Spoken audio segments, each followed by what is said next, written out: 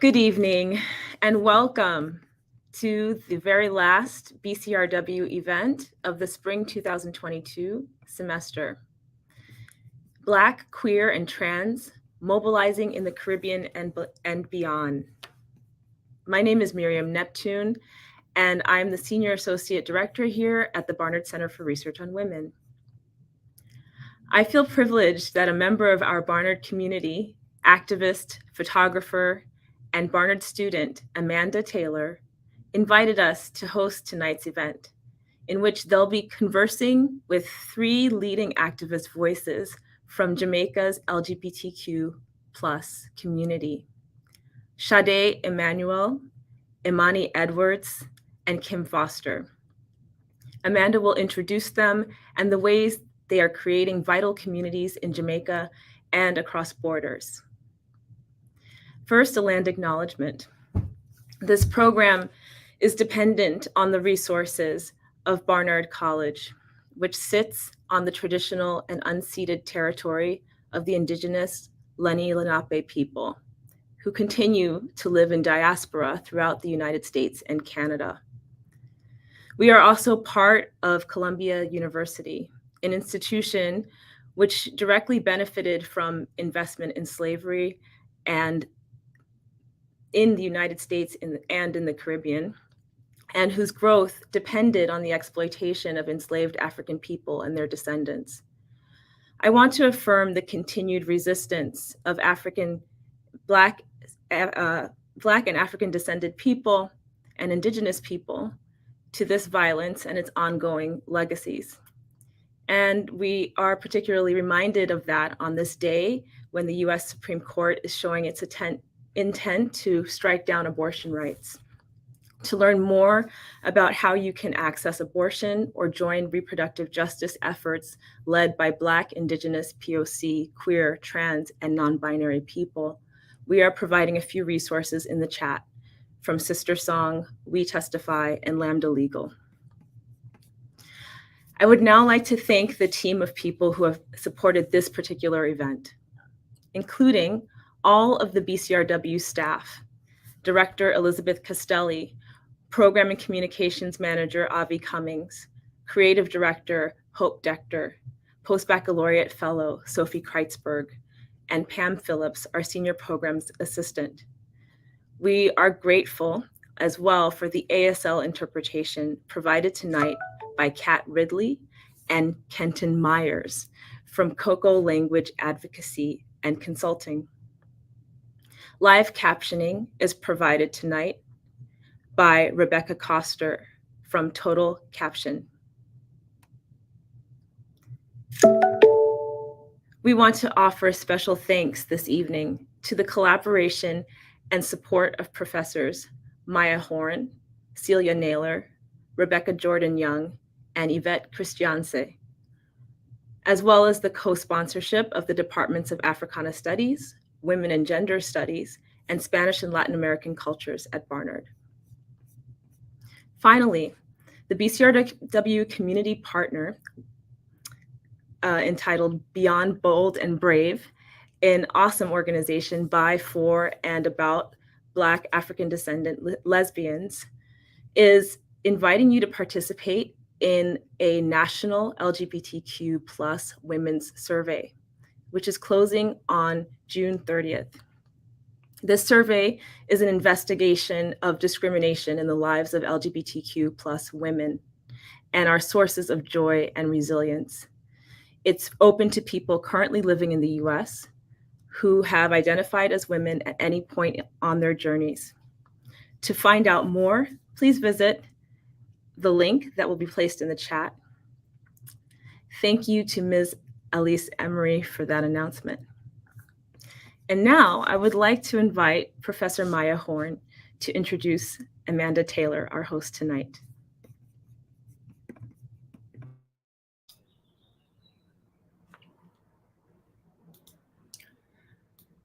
Good evening, everyone.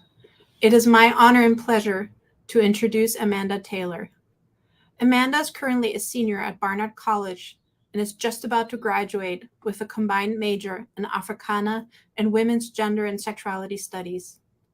I first met Amanda as a student in my seminar on queer Caribbean critique, and then again as a student in my Caribbean cultures and societies course. I learned in these classes how deeply Amanda is committed to thinking about the complexities of Caribbean colonial and post-colonial societies and cultures. And I learned that I could always count on Amanda moving our classroom conversations to the most critical issues, often by drawing from their knowledge and experience as a Jamaican. What I did not know at the time was that Amanda is so accomplished and innovative outside of the classroom as well. Amanda is not only a stunning photographer, as you will see shortly, but also the founder of the online Unplugged Collective. The Unplugged Collective is an online platform that centers the experience of Black women and Black gender expansive people in addressing anti-body discrimination. And it made an immediate impact, being widely featured in social media and national publications, including in Vogue and Forbes magazine. I also learned recently that Amanda had connected with some of the leading Jamaican LGBTQ plus mobilizers who are creating networks of visibility and support for queer and trans life in Jamaica and beyond, and who Amanda wanted to bring to Barnard College for this important conversation today. Let me tell you that in 15 years at Barnard College, this is a first for me. To have a student advocate for, plan, design, and carry out an event of this magnitude and importance that is bringing hundreds of people together tonight. For this and for all their other accomplishments, Amanda recently won the 2022 Quandra Prettyman Prize in Africana Studies for their intellectual curiosity, generosity of spirit, constant growth, and a belief in the generative power of community. Please join me in welcoming Amanda. Hi, everyone. Thank you, Maya, for that intro. I'm tearing up. I'm still recovering. Thank you so much to BCRW, Women's Gender and Sexuality Studies, the Spanish and Latin American Cultures and Africana Studies departments for sponsoring this event and helping to shape my understanding of myself and of the world in these past 4 years at Barnard. I'm so excited to bring on 3 of some of the most amazing people I know, Kymm, Emani, and Chaday. I first met them on the set of a photo shoot where I was the photographer, eager to create more queer Jamaican media. Little did I know they'd become my friends and that I was among some of the hardest workers ever. They each work day in and day out with their respective organization and across these 3 organizations to amplify queer talent, to pay queer people, to create better policies, to make Jamaica a safer place for the queer community, and the list goes on. But before we go into the panel, I'd love to give you more information about each of them. So first, I want to introduce you to Kymm Foster, who is a human rights advocate, fashion icon, artist, activist, you name it. She's the community outreach manager at TransWaveJA, which is an organization fighting for gender-affirming medical care, job security, representation in media, and more. We also have Emani Edwards in her feathers. She's a star. She's an actress, a fashion stylist, a social media content creator, and so much more. She's speaking today on behalf of United Trans Creatives, which is an organization breaking barriers by combining fashion, activism, and social justice to amplify talents within the trans and queer community in Jamaica. And last but definitely not least, we have Chaday, who is a web designer, a party planner, a music lover, a dog lover, and working daily to change harmful, one-dimensional narratives about travel for queer people in Jamaica. Their organization, Connek, curates queer-focused and safe travel experiences, dinners, and social gatherings in Jamaica, and is open to international queer travelers and allies. So as you can probably tell, I'm a huge fan of these 3 organizations, but more importantly, these 3 people, and I cannot wait for you to learn more. But before you do, I'd love to share with you this visual exhibit that I put together of the photo shoot that I mentioned earlier where we first met. I'm really grateful for the opportunity we had to collaborate on this and excited to continue creating affirming spaces in front of the lens. I really hope you enjoy this virtual exhibit and that it gives you more of a feel for the queer space in Jamaica. And then we'll hop right back on with our amazing panelists.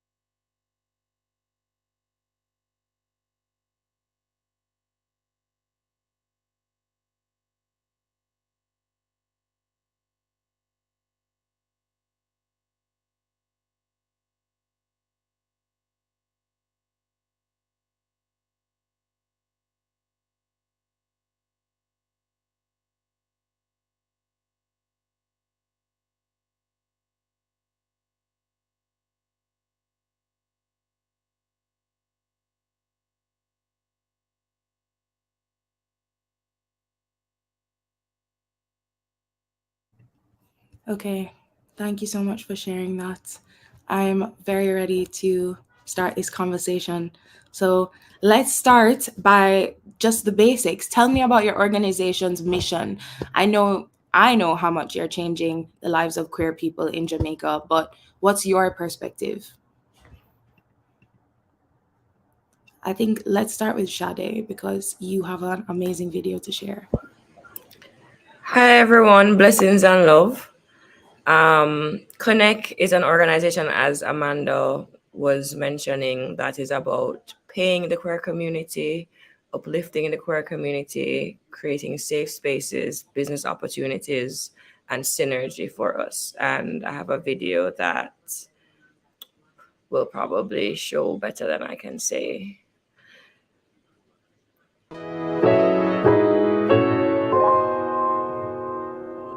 Like mantra around Connek is like, we're separated by water, we're separated by borders, but we're not. We need to be connected. Connek is just the beginning. It's just the introduction. Connek is meant to introduce people to each other. I have been dreaming for years since I was a child to meet other trans Jamaicans. It was such an emotionally charged experience. Me to be on this trip as a Haitian American, on this trip with a whole bunch of queer Jamaicans in camaraderie, like this is still my brother, these are my sisters. It was beautiful, literally the girls. We have no other choice but to own who we are, and that is what they taught me. Being amongst queer people, my people, Jamaican people too, it was so powerful. We are so resilient as Black people and know how to make a good time out of a hard time. Don't stop yourself from experiencing the joys of life. You are worth it. Yes. You are worth everything that you desire. You are worth everything that you are to become. And you must own that. Real tea, like it was life-changing. Like the trip is monumental. Just seeing how y'all cared for us, it was beautiful. And I'm so glad that I trusted Chris and Chaday.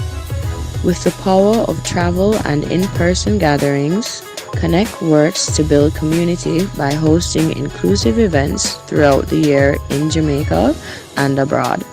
There is no time like the present to bridge the gap of connection and aid in this country's already courageous push towards liberation.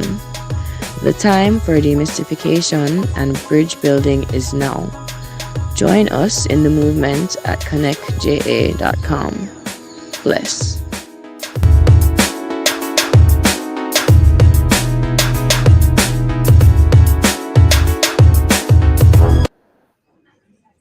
Oh, that was so good. Kymm, do you want to talk about a little bit about TransWaveJA? Sure, Amanda. Thank you for having me again. Hello, everyone. So TransWave Jamaica is a non-profit, non-governmental organization working to advance the health, well-being, and the overall social inclusivity of transgender Jamaicans. We started off as a blog. Currently, we have developed into a full functioning staff, and we also promote the organization to be led and operated by transgender folks first and foremost. We also have done and mandated within our work frame or representation in life and in media and what that would look like for trans folks to be on the forefront of the work that they do. It's not much to really introduce as we get into the panel and more things flow. You will hear more about my individual work. But of course, TransWave stands for and with all transgender Jamaican living in and out of the Jamaican society, even those who we know would have needed or external support through asylum or ways of relocating for their own betterment. Amazing. And then Emani, can you tell me a little bit about United Trans Creatives? Yes, I can. Yes, I can. And again, good afternoon to all you lovely and beautiful people.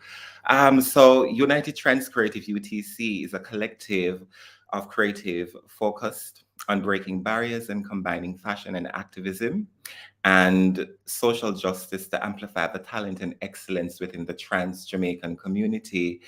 It was co-founded in 2019 by Kim Savage, my sister that I love dearly, and myself. And UTC is key on giving local LGBTQ creatives a platform to showcase and produce work that disturbs and challenges the traditional held nation at the intersection of race, sexuality, and politics. So that is what United Trans Creative is about. And then my sister, it was formed and we had both of us, did a virtual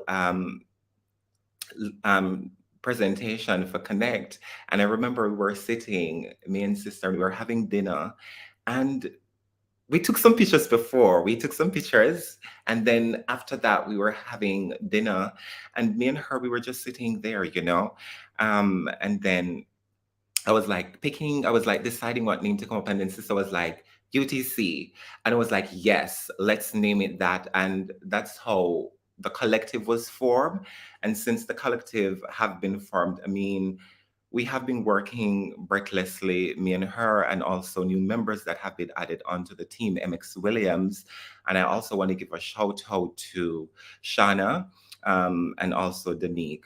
And we're doing amazing work, and I'm grateful for my team. I'm grateful for them. I'm grateful for Connect, and I'm just here I'm just here for us to just continue on to do the work, to change life and to make things better and easier for the younger youths and transgender that are up and coming, And I've always said to sister, the work that we're doing, we're not coming from nowhere. We come from the ground, we are butter. We've been through a lot of trauma and we still are going through, but we're here to support and to love each other.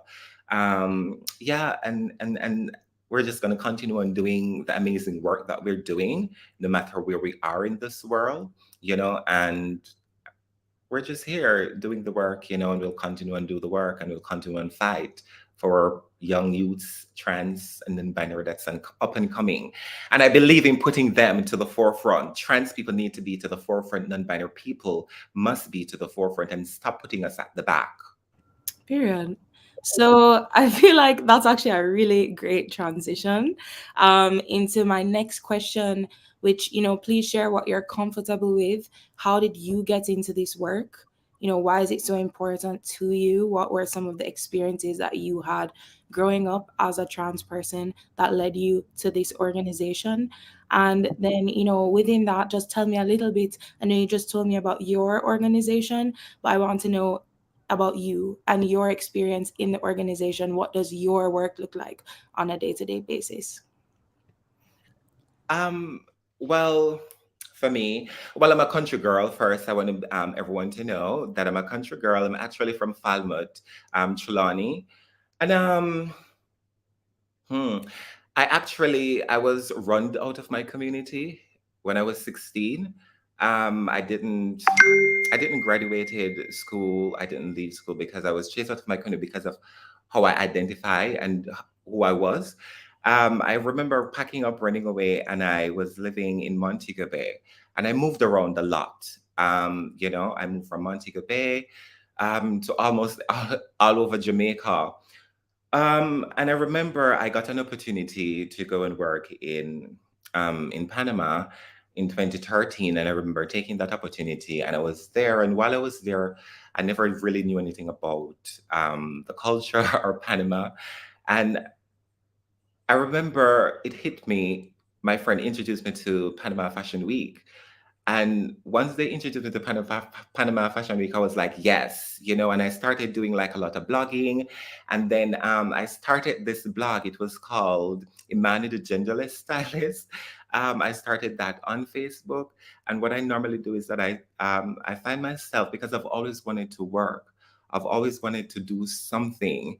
And so I formed the page, and I was like giving critique of the Jamaican party scene. Whenever the girls would like dress up and go to the parties, I would give like critique, and then, that happened. And then I came back home, in 2017, and life was difficult then in 2017. And in 2018, I've been through, I would say I got a beaten from Jehovah God. And then I remember where I was living at the time in Portmore with my sister, I did have to leave the house, leave the area. So I ended up to leave the area, never have anywhere to go to call home. And I remember going by a friend, I remember going by a friend, and I was there, and then being there, I was in my stress and my distress. And I remember I started going by UA, and I met Renee, and I met Kymm, and I met other friends, Jody. And then that's how me and Kymm, because we know each other for a long time, but how we met at UA, it was meant to. At the time, both of us, things was difficult for me and basically for sister, but us finding each other, she was there for me. I was there for her. We also started an organization. Things never really go well, and then we had stopped it, and things happened, and then both of us we got opportunities. In 2019, we start working, we start earning, we start supporting and looking out for each other through the rough times, through thick times, through happy times, through sad times. We have been there for each other. And that's how, up until, connect, until meeting, doing a lot of things together, doing a lot of work together. And she can comment on that. We have been doing. And in 2019, as I've said before, getting the opportunity to work with TransWave Jamaica, I must talk about that, getting the opportunity from Renee and Nish McLean, and also MX, and then started getting work, doing a lot of volunteer work with J Flag, Equality for All, and then me and sister, we just have been working nonstop until now. And yeah, that's that's a part of me, that's a part of my life, you know.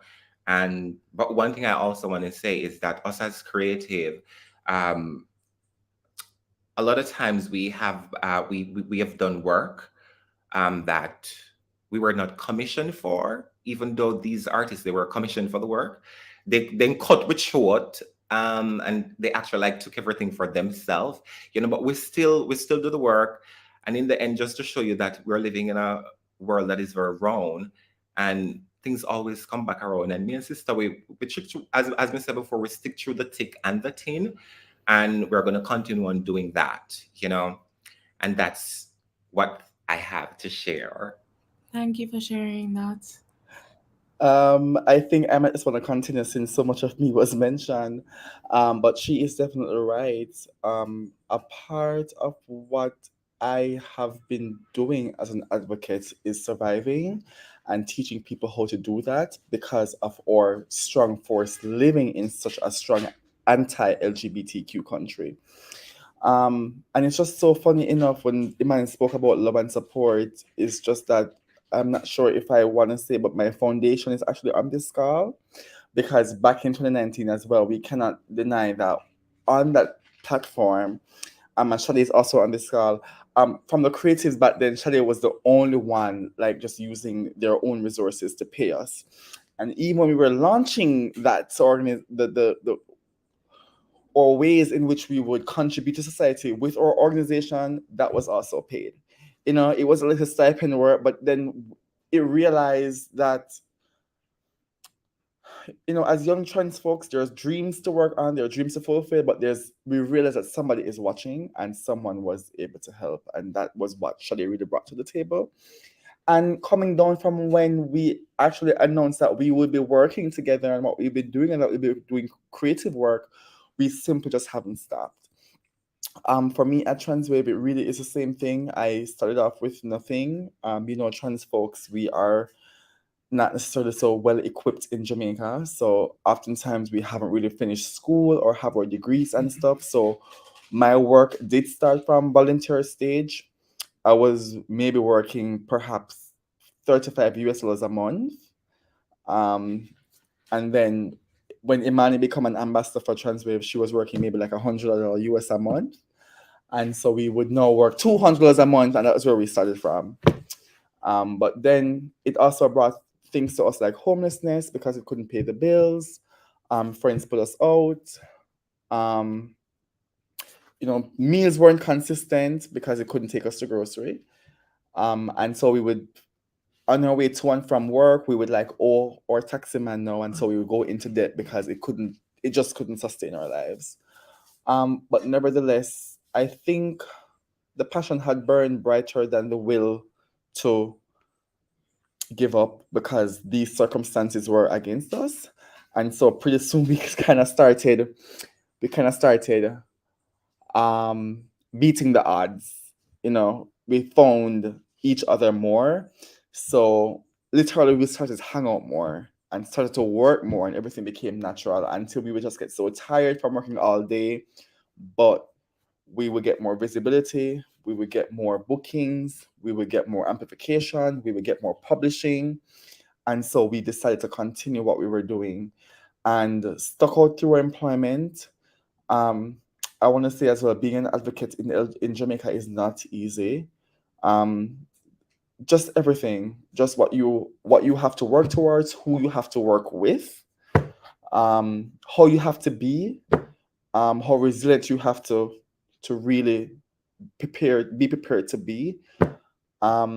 It's a whole lot, but we're still pushing through, and we've all find our ways to support each other to keep our individual momentum going so that we don't burn out and that no one gives up on each other.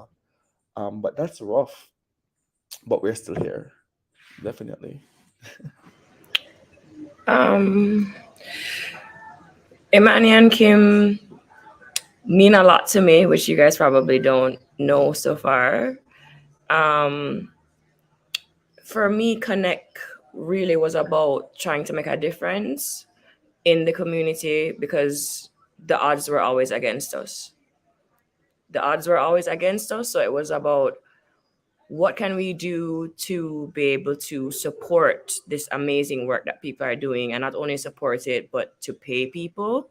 What can we do to create spaces for us to enjoy ourselves? Because I wasn't allowed to go into most event spaces just because of how I dressed.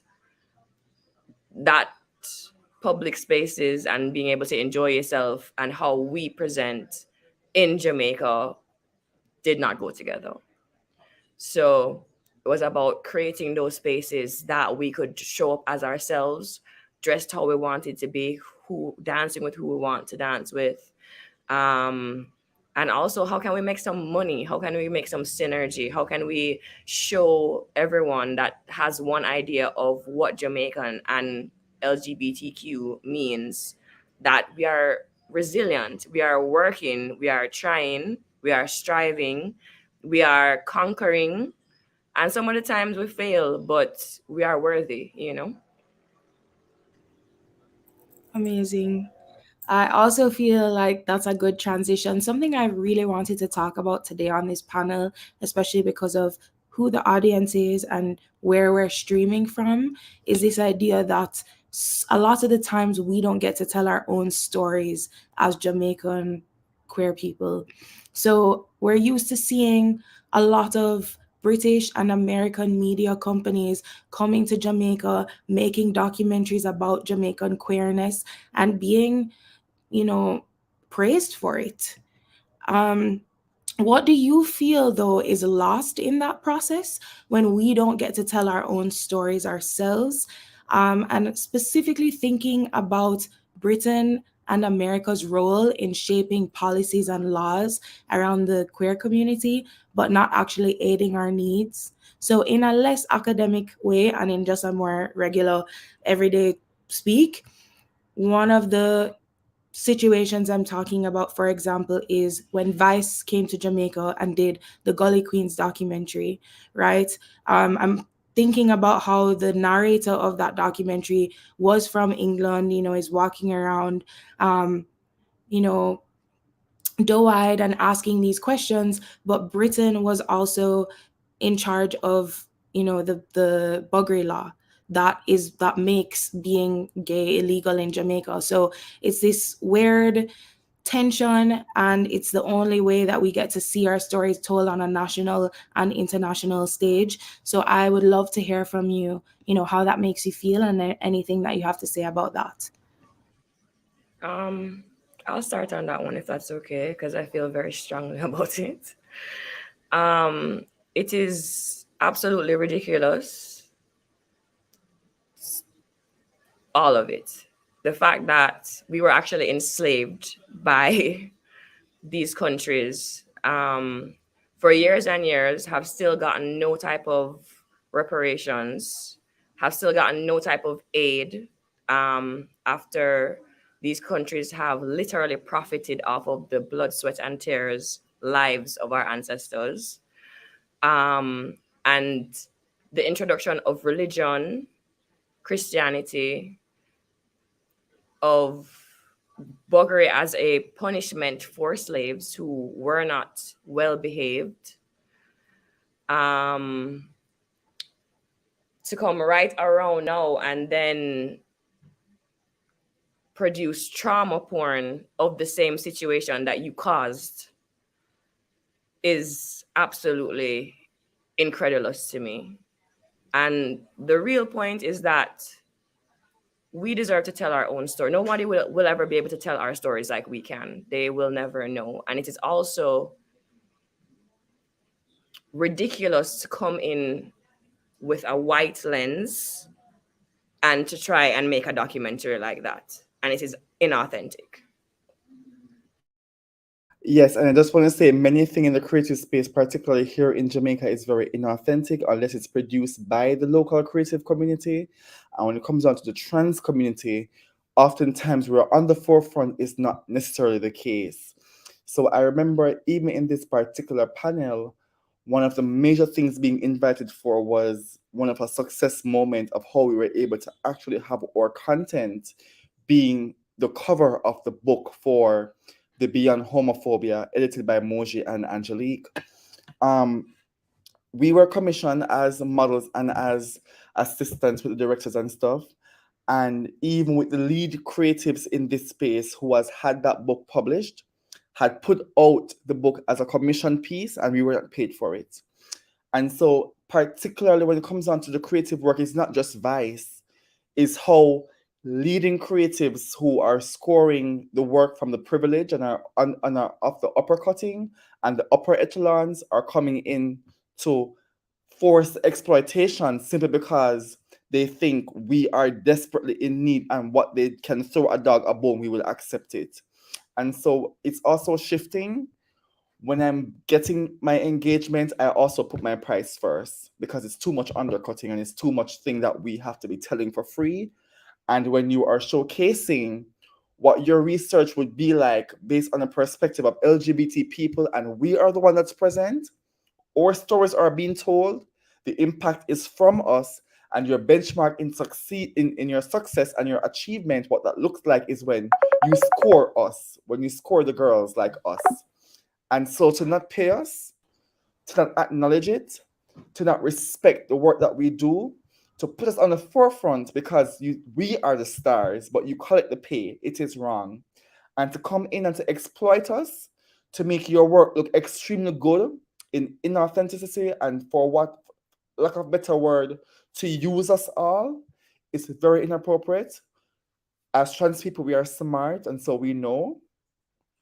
And so we will not be taking any more of it. And I kid you not, even at the invite of this panel for the book, we were still not paid for that picture on the cover of the book. And there are leading creatives in and around our space that promotes it as commission.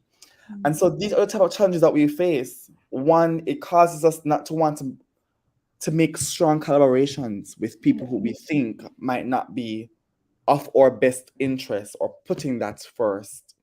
And in the simplest of terms that we can put it, we are just tired. We are tired to realize that we are the ones being used and we were the ones left behind. We are just simply tired of it all. Yes. Thank you so much for sharing that, Emani. Please. Yes, and I couldn't wait until Sister finished because I just want to pick up on that. So us as creative here in Jamaica, the first thing I want to say is that we need to know where we're giving our gifts into. But the first work that we did, I just want to pick up on that, sister, and you clear me up. The first work that we did in 2019, we also remember that we did a work. I think the British consulate paid for that work. And at the time, it was Jeraine. I don't know if I pronounced her name correctly, but I think she was in charge of the arts management. And I think they were commissioned by Outburst Queer Arts in Belfast, Ireland. And we did that work in 2019. And I remember the photographer, she was complaining about the pay that she was getting and she was crying. And they were commissioned for that work. And me and sister and myself and the other stars, the other trans girl and non-binary girls, we work our ass off, and we always work with us off. And we were not paid. And we found out that we're not paid when we were contacted to do another piece, another commission piece. And when I wonder if I can call the name, but when the creative director in Belfast, when she reached out to me and she said, "Were you paid for the?" I said, "No." We were surprised. Me and sister were surprised. So they have been using us. We're tired. They have been using us, using our talent, exploit them up, come here and exploit us. And listen, and sister said it, and I'm going to say it again. We're tired. And what they do most of the time is that because we do not have like an art director or an art management who looks out for us and who see to us that we're signing the contracts right and see to us that we're asking for the right pay, them come here and them exploit us and them tell our story for us and them go make a bag of money after it. And we there, we still have to back shit out of our mouth. And we still not live nowhere. We still not have no access to health care. We still have homelessness. Man still a beat, man still a run we down. In a minute, listen, there's a lot. There is a lot, and we're tired. And this is why, for now, me, myself, personally, as an artist and sister, I am picking and choosing the work and who is it that I'm going to work with. And the next thing again is that how we identify as transcendent binary. Jamaica is not the place for me as an artist and for many other artists. And there's so many talents here that I see because a six eyes me have. Probably only can see two, but it's six eye me have. There's so many talents here.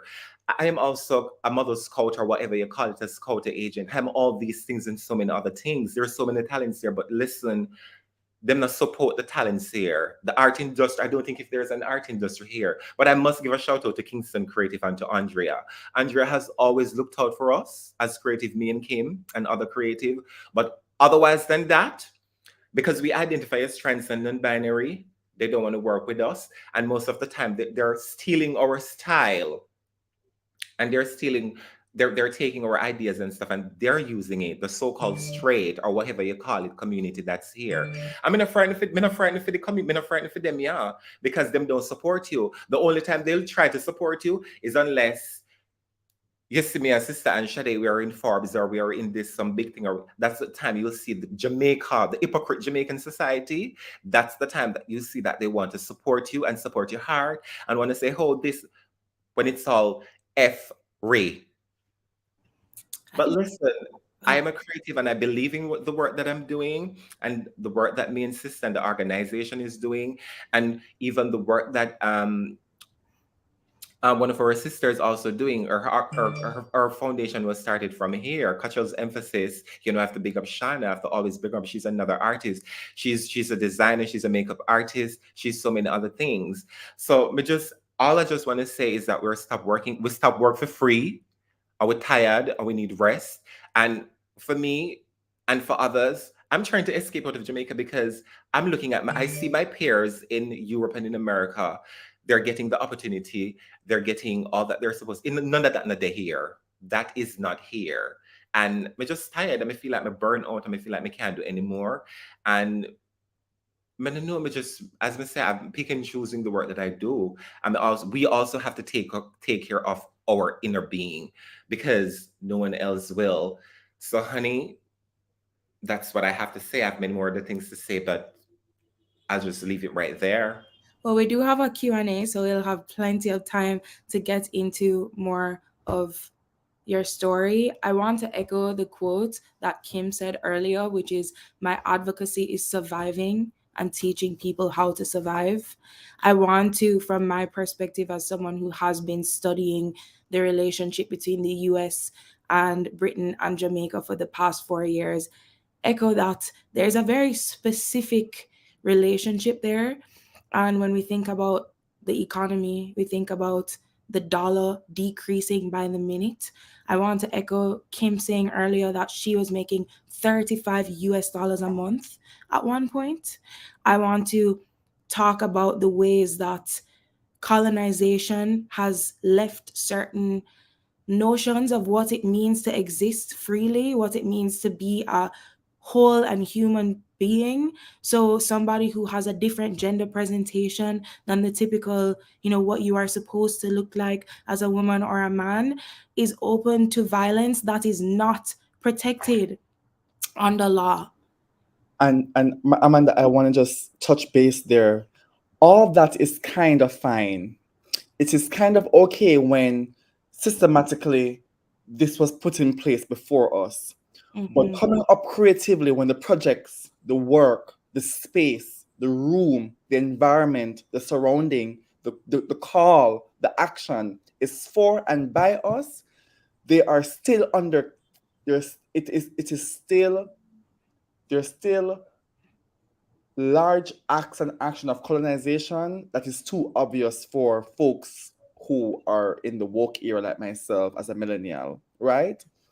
So imagine you would have a contractor, whether it's white or black, they would have contracted you for a specific project that involves trans folk to the front.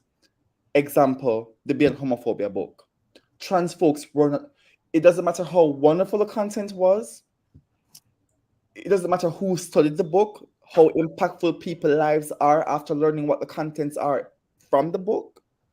Those who have made the book, the first point of attraction where you would see the book on the shelf and buy the book to want to know what's in the book, we were not paid for it. Mm-hmm. And so that is the issue. Folks coming in owing, whether it's reparation or their dues, and not paying it when it belongs to us.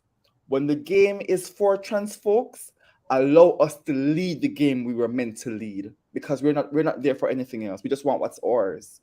And oftentimes, living in Jamaica, they would say we are pushing a white and black agenda or a gay agenda that is not really for us, and everything we do is for the US.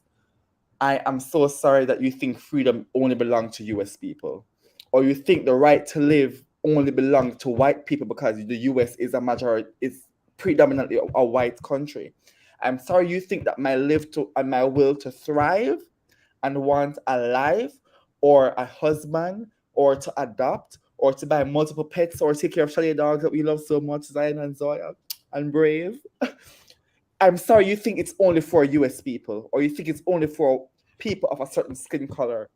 And I'm sorry that you think that the way in which I choose to love, if I'm not white, the gayness doesn't matter because I'm taking on something that is for the whites. I'm sorry you think it's something of color and not something of perseverance for a human being to want to have. I'm sorry.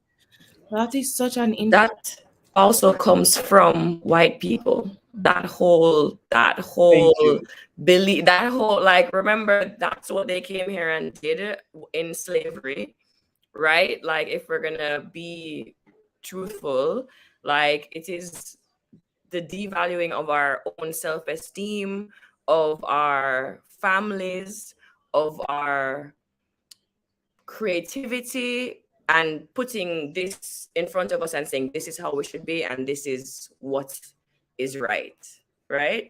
So it came from somewhere as well, and we need to acknowledge that, because kings and queens back, if we're going to talk about African lineage, were queer. And shamans, right? So, and if we're talking about what colonization has brought us to, Amanda, we are all here speaking differently on our scope of work from different organizations, even though we might be linked to each of them. But I promise you, we are the one organization that we're talking about on this panel tonight is not the org that's carrying us on our backs. So I promise you, like, TransWave is not what all the creative work is flowing into. That's a part of who I am. And so I have to find ways to maneuver what my TransWave work and schedule looks like versus what I really have to do, because I am already trans. If I'm not actioning, then I will be lost in society. I will be homeless. I will not be able to afford rent. I will not be able to take care of myself and family, because I will literally become lost in society if I don't keep being visible and to keep getting private contracts, because government is not hiring us and society stakeholders are not hiring us. And so it's the same for Emani and Chaday. Connek is not what's carrying Chaday on the back right now. I'm sure Chaday has many other things to do, to pulling other sources of income to even get that bill paid. That child that she has, Brave and everybody, it's not Connek's pay that's supporting that life to thrive. Chaday has to be doing 40 other work to have a sustainable way of living for that 1 month. And yet we are here. It's never a clear plate. We're always at 101 things to do. And we're never at the liberty to just rest, because we've been taught to wire into action or else we can't survive. We don't know what vacation feels like. Because when we go to hotels, it's because we're already advocates, and the white person said that we should have a training at a retreat space, and so they will bring us to a hotel, not to enjoy the pool, but to work from the conference room where it's 0 degrees cold inside, and you walk in sweater, not in bad suits, because it's only for those who have checked in for vacation. We were wired to go to vacation spots to work. It's never a part of, it's never just something that's a part of me, a part of Emani, a part of Chaday. Everybody wants the entire of us. They want us to pour everything into them so that they can seem that they've met a real impactful project or a deliverable with us when we are the faces, when we are the talents, and we are constantly having to wonder, when am I going to be able to seek asylum and come out of my struggle permanently? I'm constantly I can't take up these gigs, Amanda, to come and speak on these panels unpaid. It's not an option anymore. It's now becoming something to say, if I'm not being paid, I cannot give you 30 minutes of my time because I go back into a rut. It's becoming too much of like passion to talk about now and something to just work on. It's not, and we're enjoying the work 24/7.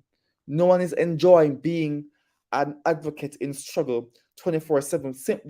Majority of the times we're doing it because we have to, and that's so important to know, not because we have the passion to carry on. We don't have the passion to constantly be denied, to constantly be unheard, to constantly be pushed aside, to constantly be forced to get a listening ear through lobbying when the ears are really inauthentic and they only listen because it's time to get a vote. Constantly being lied to, constantly being not paid, constantly being homeless, constantly being inaccessible to healthcare, and so much more, constantly having to resort to sex work, and when we become HIV positive, we simply die. It's not okay. So now I'm stuck in helping my folks to bury them or to get them safely out of the country through asylum. There's no in between. We're either burying them or having them take asylum. Everybody else who is living in the uptowns or having a rent at a security gate or what is usually born into privilege or simply working as an advocate. It's too much. And so even myself as an advocate, I would take the trajectory path of getting asylum for my freedom. I will choose that for my freedom because I would be constantly working as an undermined creative and advocate in Jamaica simply because I want to see change. It's not okay.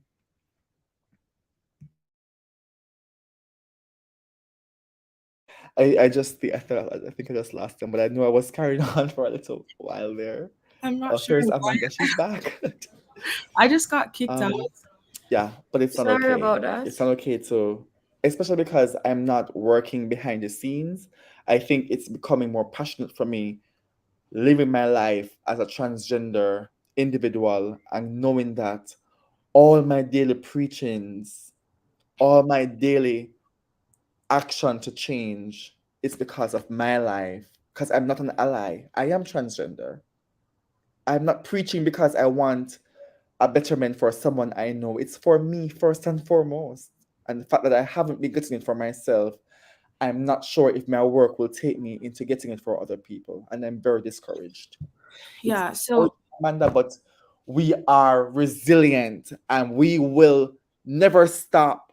But we're not always motivated to continue because of the said colonization and the said exploitation and the undertaking of our talents and gifts and creativity and our input into work for our legacy. It's been taken from us by force. It's not okay. Yeah, and I've gotten to see, the joy, obviously the community, but also the exhaustion firsthand. And so for me, my motivation for this panel was one to, get the girls paid, of course, but also to stop talking and stop writing. I know this is Barnard and I know, we love to write. I would never talk down on academia. The only reason that I'm able to do this work is because I have books to read, whatever, or not the only reason, it's a part of it. But for me, we've talked about colonization in the past, XYZ. One of the things that I'm hearing echoed over and over again is if you are someone in the audience, someone who does any kind of organizing in this space, if you have such a clear understanding of how this stuff was traumatic in the past, what are you doing in the present to make it less traumatic for the people who are living now? So that 10 years from now, 20 years from now, 50 years from now, the stories of suffering, the stories of not getting paid, the stories of homelessness aren't the same. Just because you are paying someone in exposure doesn't mean that you're actually paying them.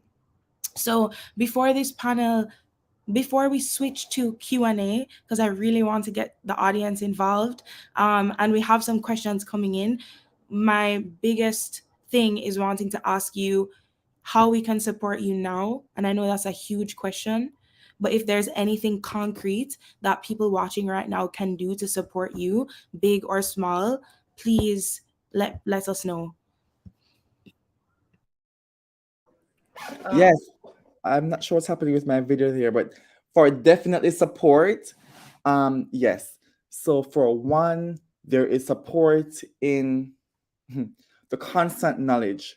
If you're already in the space of privilege to know what mobilization of folks look like, for them to be feeling really appreciated of their gifts and talent, pass that on. But it's not about money. It's about how we show that appreciation and amplification. What we want is genuine support. Oftentimes, people take Jamaicans as, I'm going to say it, they think we are all beggars. They think we're all from these undeveloped countries, and when we speak about our projects, we are coming to beg money. But it's so much more than that. As a creative founder myself, we've asked for thrifting clothes.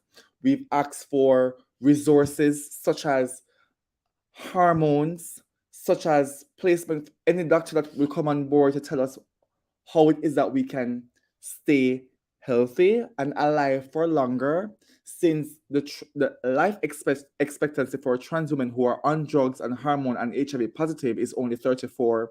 We want people who are now modern and progressive to be having more trans inclusive ways in their conversations. So for doctors, please think about trans inclusive health services. For philanthropists and funders, please think about how you can redirect more of those resources into LGBT queer specific projects, especially the ones who are genuinely finding a way to, like Chaday, who is finding a way to mimic most things from the US, because when they go there, they experience a higher level of freedom. We're trying to make that exchange in not just funding our project, but something that is cultural. Freedom is something that we desperately need. We desperately need a taste of it, and we need a taste of liberty. We don't mind touching that statue in New York, Lady Liberty, because we need to know what that tastes like. We need to know what it is to be accepted and not just tolerated. So if we know that mobilization of LGBT folks is something that is very particular, Bernard College has a wonderful ways in which they can tell you how they have mobilized and reached out to us. It's always been respectful.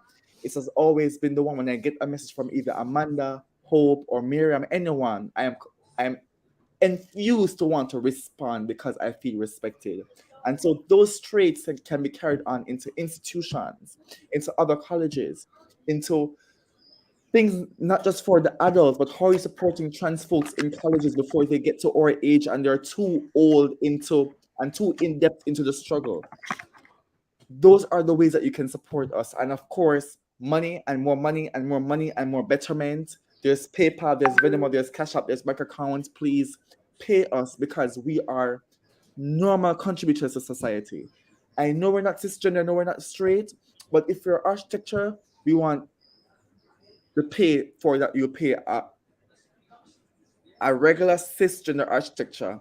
If we are a musician, we want the same pay that can give the Rihanna or the Nicki Minaj. If we are creatives, we want the same page like Vogue and the people who work over days and so get. If you create events like Chaday, we want the same thing like with the Vice that come and Jamaica come film and exploit these girls in the gully and get their pay from it. Chaday deserves that, because they aren't exploiting, they're actually creating and inviting those persons from both countries, all the countries, to enjoy these events. But we aren't receiving the same opportunities, the same pay, and the same exposure that these folks who are stealing our talents are. And so if you're in that space of privilege, learn something and teach someone today. Support and give back to a Black trans folk today, not tomorrow, but today. And then what you can always do is make that be not a one-time thing, but continue that support. We are all on social media. We can all use a word of kindness. We can all use a way to support. We are coming through. A lot of folks are taking asylum. I'm not sure if you know resources that people can redirect themselves to. But if you have any list of resources to share, it can simply be something that you have on your table to share. Just share it. Supporting is so easy, and I hope I would have mentioned a lot of ways in which you can do so. Thank you. And I just want to comment on that. I just want to pick up on your sister because, as I said before, I'm a creative artist with 6 eye and you're only seeing 2. But I just want to say is, in terms of support, I always look for, well, we're always looking for grants to apply for work because because I am always working and we are always working. I mean, I want the work to, even though the work is international, I wouldn't mind getting some opportunities to work with museum, for visual pieces to be in museums all over the world, because that's my dream, that's my passion. So reach out to us. As Sister had said, all of us have Instagram, Twitter, Facebook, personal email. I'll drop that in. But as supporters, because we're doing the work and we only want to give back. And as I said before, I always like I say, to make things easier, for the youths that are up and coming, transcendent binary, and for us, because me tired, Chaday tired, Kymm tired, the girls are tired, the dolls are tired. Pay the dolls, pay the Black trans creatives, pay the artists for their hard work. But what we're doing is the revolution has started and we won't be stopped. And Amanda, I'm glad the day that we met and we worked together and we're going to continue working together. And I know you see the dream, the passion, and the drive. Big up yourself. And I want to touch this. We are looking for grants. We are looking for a travel-oriented grant. Connek would have just closed out, actually, a campaign. I would like to talk about that when you finish. We're gonna make Chaday talk about it because I finally convinced Chaday to beg. Finally, because I'm tired of having Chaday to use our own. They have never been actually rewarded for the travel services, and all these persons coming together. And they will tell you they've always paid for themselves, and they've just put a campaign.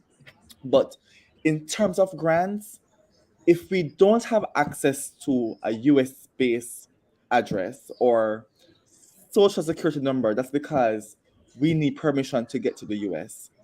All the odds are against us as West Indians, Caribbeans, particularly if you're from Jamaica. It's not a territory of the US. And so we are so marginalized that we are often denied our travel visa.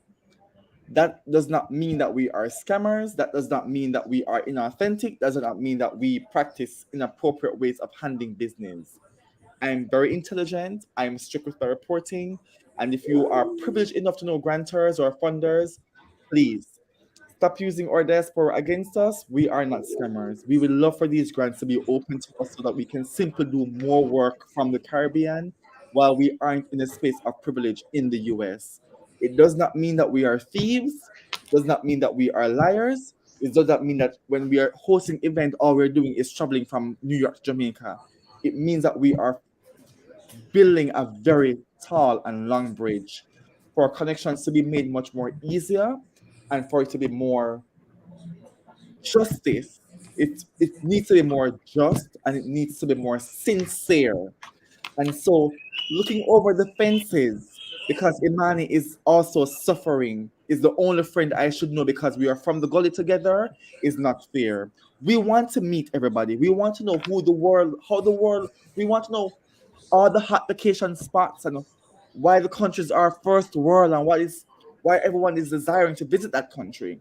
We do not want to be stuck in the gully in the poorest of conditions and to be further marginalized than everyone else in the world. No. So how you can support Connek, as Kymm would have mentioned, we have never really been supported in any way by any organization. So everything that we have ever done has been out of my own pocket and out of my business partners' pockets, and they are not very deep, to be very honest. It would be great if anyone who has any business, we are also artists. So anybody with business insight, anybody that can really help us to grow, anybody that can help us to find funding, because we're at a point where we're not able to continue doing it out of our own pockets anymore. So we definitely need some financial help. And just so everyone knows, we're always looking for ways to support the community. So we're always accepting clothes for the community, food. We're looking to try and get some permanent housing, where computers, laptops, phones, things like that, people always need down here, especially for our community. So you don't have to think of help in a specific way, like you need to have $10,000 to help. You could have an old laptop that could allow someone in the community here to start doing their work, you know? Yeah, I just want to say as well, we just had an event in New York. So for people who are in New York and have access to spaces that we can, organize fundraisers, that's also a way that you can help. I also want to drop everyone's or at least the art of the organizations. And if you look on the flyer, you will see everyone's personal Instagram as well, so that you can actually DM if you do have a way that you can support. Hopefully that will show up in the chat soon. I also want to switch to the Q&A because we have a lot of questions. I'm not sure where to even start, or if we're going to have time to address all of them, but thank you so much to everyone who is still here and who is taking the time to ask these questions. It means a lot to all of us. The first question is, how do you find joy in the midst of having to work so hard to survive? You have to create it. You don't find it, you make it. It's up to you. So so without the joy, there is not much creation and not much of you to be able to give back to anyone else, to be very honest.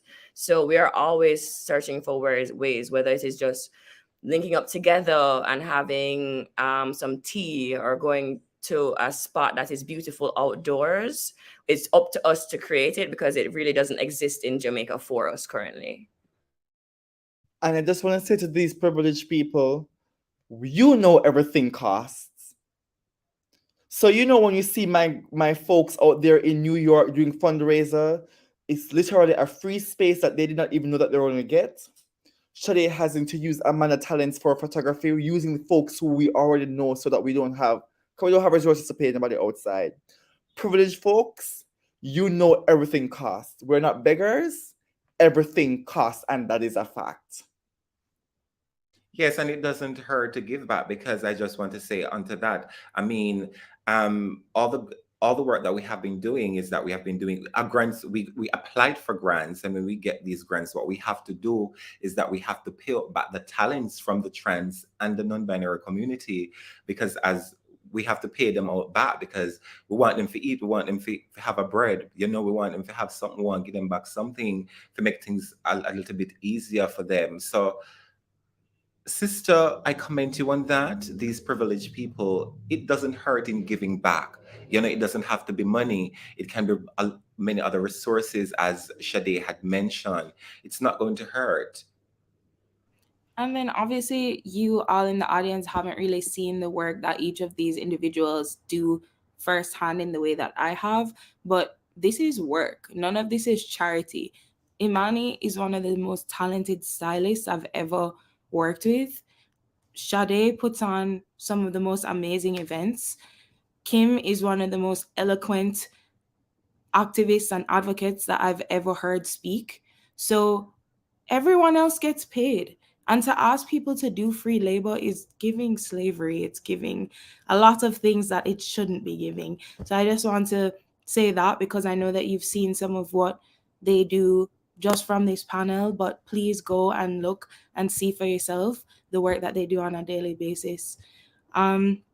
Next question we have are, what I feel like you kind of answered, like what continues to motivate you to do work, surviving, because not every day is motivation.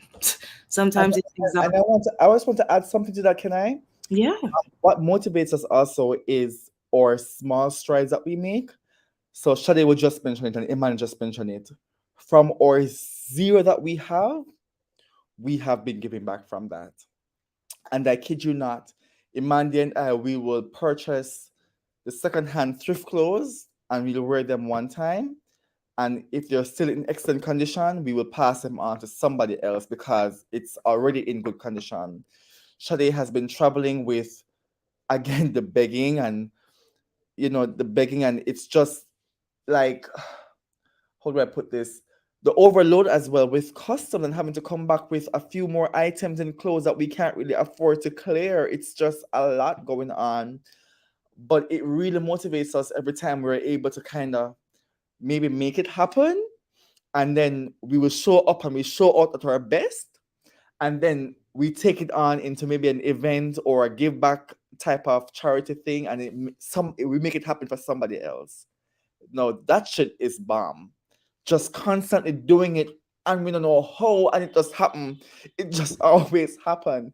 And one of them, I think we were motivated more just last year. We had an event. It was Intrepid. Many things happened from that, but many things also brought some small success and good look of vibes and brought us what we could do, a grand idea of what we could do together. And we've been living off that sense ever since, and we can't wait for the next big thing. So we are very much motivated. And I mean, I just want to say to that is that myself, Chaday, and sister, I've never, we're planning on doing an exhibit, so we wouldn't mind getting some support. We have and Amanda, you are going to be a part of this exhibit. You need to come home because we need to have the planning done, and I'm looking forward if we're able to get any support, because guys, you will need to come out and see these visual piece by Amanda and also by many other beautiful and amazing and successful artists in Jamaica that are not getting the support that they need. And if Jehovah spares my life, which I know you will, and when I get that very powerful position from him, not mankind, from him, I will, I'm going to say it again, I will look out and support my trans and non-binary creative artists, because they're here in Jamaica. And we need to shift the narrative now, because there's so many beautiful talents here within the community. But people that are in high positions that are white, you need to shift, you need to give us the opportunity, and you need to give us a chance to show the talent that we have, because it is here. Emani, that actually is a great transition. Everything is a great transition. That's a great transition to the next question that I really wanted to ask, which is, it's twofold. The first part is, how has your relationship to Jamaica and Jamaicans changed and evolved over time? Because we know there's the good and there's the bad. But also the second part of the question is, what do you think is unique to being queer in Jamaica, to being trans and non-binary in Jamaica? What are some of the advantages and what are some of the challenges? I know we've addressed it before, but I'd love to just get a direct answer to that question. I'll go at some of the advantages. We would just mention, we are going to pull through for someone who is more likely less fortunate than us. And we are going to be seen as some superhero that we did not intend or set out, but everyone thinks that acts of kindness and acts of giving back and acts of preserving a community that we are a part of is heroic. I don't know why, but everyone thinks it's heroic. And so an advantage, I think, is, and I think Chaday and Emmanuel would agree, we would be constantly be given compliments, I guess, as the stuff that they think is so great and wonderful, when really what we're doing is implementing exactly how a community should be thriving. So heroic is one, and next is that our implementation is actually impactful and is reducing some of the vulnerabilities against us. So our support to Larry Chang Shelter is reducing the stigma in which homeless people face, since we're all in support of how the resources are connected to them while they're homeless.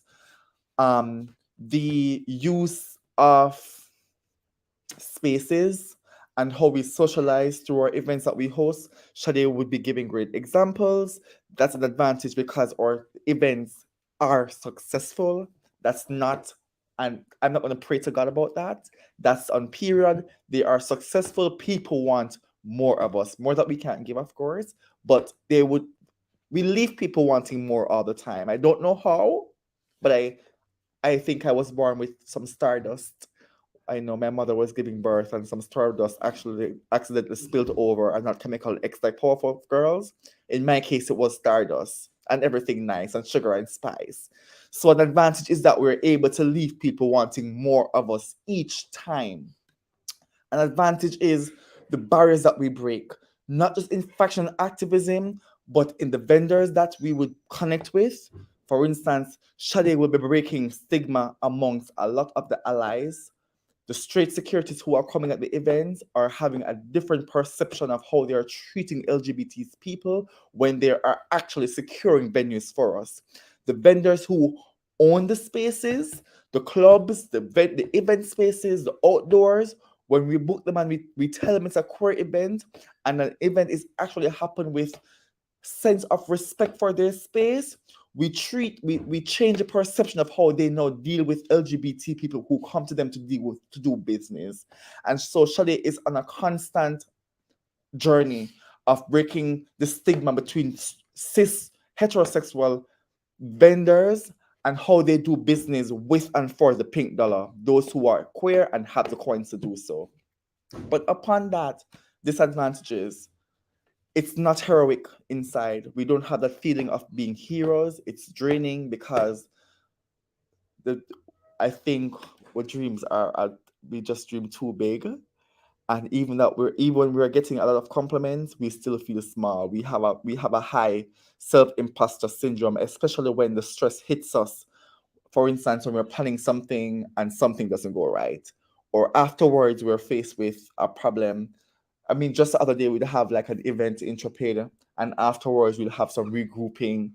Those things take energy to regroup and fix some problems that would come with. And so it doesn't always feel good. We don't always feel like the heroes that they say we are. And impact. A lot of times the resources aren't pulling through. There are a lot of rescheduling. There are a lot of people not pulling through for us. There are a lot of using. There are a lot of undermining and undercutting. There are a lot of breaking of promises. There are a lot of people saying they're helping. Just now, I had a booking cancel on me for tomorrow because a girl is having fun in extended time. She's canceling an interview she was supposed to do with me. So a lot of things I will look out for that would not come my way, even though they were promised to me, because people will be people. And in the end, they will leave us hanging to do what they want to do. And that's a disadvantage when we are already vulnerable and marginalized and have no option but to depend on the allies, because cis heterosexual, they own the majority of the things in Jamaica, and we have to resort to them for business. And so even folks cutting in and coming in to use us and stuff, we would take the gigs, Amanda, but we end up with the exposure. And we pray and we hope that we will get something from the exposure, even though that we know and we have the knowledge that we were just used. Kymm, you can sorry. Just to also touch on that point, that was great about advantages, because I was really thinking about that for a while. Kymm, you said that. Disadvantages, if we're going to be very honest, we have to start from the beginning. My trans sisters are being killed at an alarming rate. Every time that Kymm and Emani are on the road, I am worried about them. And it is a very violent country. So if we're going to talk about disadvantages, we have to start there, because it is very violent. There is no queer anything. There's no queer club. There's no, you know what I mean? Like, that doesn't exist. So we're always having to carve out just spaces for us to exist in peace, right? So if we're going to talk about disadvantages, I would feel like it would be a miss to not mention those. Yeah, I actually was gonna say something kind of similar. I was going to ask you all to say if you agree or disagree, but I guess this was kind of naive. I haven't actually lived at home in a while. So when I came to Jamaica and I was kind of moving around, I was really shocked that there hasn't been a singular business. Maybe there's one or two, not business, but like restaurants or event space that is mainstream, that has declared themselves to be a safe space for queer people. So not a singular business owner, not a singular ally who has made an attempt. I know that there are spaces that, we find ourselves in because we're like, okay, we feel safe here. But why hasn't there been, if you are somebody who is watching who does have any control over this, somebody saying, putting a sign on their door, reaching out? Individuals can do all of the work that they can, but at the end of the day, I think it should be the responsibility of the organizations, not just non-profit organizations, but private owned organizations as well, to have an equal stake in making Jamaica safe. And there's so many conversations about the reduction of crime and making Jamaica a cleaner society and this and that, but like, does that ever trickle down to Black trans women? No. So I don't know if you had anything to add to that, but that definitely came to mind. Yes, one of the major disadvantages as well. Thank you, my dear friend and partner Chaday. We are either in a constant state of burying our sisters or having them seek safety for asylum. That's a disadvantage. There's no in between. And I understand when Chaday says that there's a constant state of worry, because even when we're going out and it's time for them to be involved, they would rather pick us up and drop us off because they can't take the worry. We're constantly being buried or having to seek asylum, and that's a disadvantage. And then when the girls, Jesus Christ, so much. And then when the girls, the government, them not really care, them the business. And then when the girl them go to sex source, and a lot of them are being killed in New Kingston, and then nothing comes out of it because no one gives a fuck. Excuse my language, but it's the truth. They don't. And listen, I'm just tired, and I'm just tired. I mean, if I can't take it. It's protection, like we, our community, especially trans women, deserve protection, because it's like an alarming rate. Like people, Kymm cannot, even if Kymm was to start to mention the amount of people that she knows personally who have been murdered and died and are always funerals and burying and candlelight vigils, it is absolutely crazy. So the first thing that we need is protection, especially for my trans sisters, because if we're honest, there are people being killed the most, right?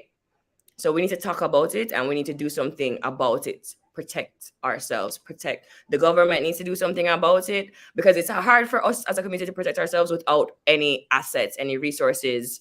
We don't have no land, we don't have, no families trying to help us. So that's the start. Yes. And we know what's happening, but we know there's a particular disadvantage with our sex worker trans women population. And what's alarming is that they are killed the most simply because they offer the service is a fantasy. They are in reach, they are powerless, and they can't negotiate. And people kill them on the basis of saying no, especially when they are active at night and they are not privileged sex workers. They aren't in particularly a cheap motel space or having access to internet to work certain apps. They have to be out at the stoplights at some very ungodly hours from 7 p.m. to 7 a.m. And because our trans expressions in all forms, so for a trans woman, we are still seen as men who dress like girls. And so a trans woman cannot come out leaving her house, particularly being ready for work. She has to find a stoplight, go behind that building, get dressed, put on her wig and her Prisma powder foundation. Then she steps out, and upon sunrise, she goes behind that building again. If her life is spared, because usually she will be killed that night, and if her life is spared, she will go back to get dressed, go back into her sense of societal acceptance and what is norm to them, to make it home safely or to the space safely, because usually it's at a house. It's like a risky motel that's in a very deep inner city, or it's usually a space that is what we call open lands or gullies or trenches that has bridges over them. And during the days, the gullies are taken because during the days they provide shade. It's not because people like gully. If you're on top, with Kingston being somewhere like New York, there aren't much trees. There are enough tall building now. And where there are trees like Hope Pastures and stuff, you cannot go there and lounge as a homeless person, or else you will be locked up for loitering. Right? So after hours, it's not that gully is gully, it's because it's usually over a road, and during sun hot, it provides you shade for rain, so rain don't wet you, and at night you will sleep somewhere that is not open to somebody coming to cut your throat. That's the sense for a gully. It's not that people want to be gully queens. It's because it is safer to be in a gully. And how sad is it to safer to be in a gully? That's our reality of our sex workers. And that's why we have to give back from zero. And that's a major disadvantage. So even now, I would have one lip sync competition per year where I will mimic RuPaul Drag Race, and I will crown the person who will have 3 rounds done. And every year they will hand over the crown to the person who will win. That will happen during August every year for our Pride Week. And I kid you not, the person who won, her name is Kimora Black. Her life was taken a month after she won the crown, so she would not be able to pass on the crown this year. So that's a disadvantage. I know that that's a kind of sad stop to our panel, but I also think it's important that we not try to make a silver lining out of everything. Not everything has to have a happy ending if our day-to-day isn't happy, or if a lot of people don't get to have their happy endings because their lives are taken away from them. So I know that Miriam is going to come on and kind of close off the panel, but before that, I just want to say thank you so much to all 3 of you for being here, and I hope that you all enjoyed this space, but more importantly, that you support the work and the livelihoods, not just the work, like moving away from capitalism, the livelihoods of these amazing people. Yes. Thank you. Thank you, Amanda. Thank you again for designing and organizing and facilitating this event. Thank you for trusting us to be a host. Thank you so much, Chaday, Emani, Kymm, for being here with us, for sharing about your powerful work, the realities of survival, speaking truth that needs to be heard. Thank you. You've been so generous with us tonight. We really appreciate the privilege of sharing this virtual space with you. And thanks to everyone who came out to participate in this conversation tonight. Good night. Thank you all. Have a wonderful night, and thank you for having me. Blessings to the world.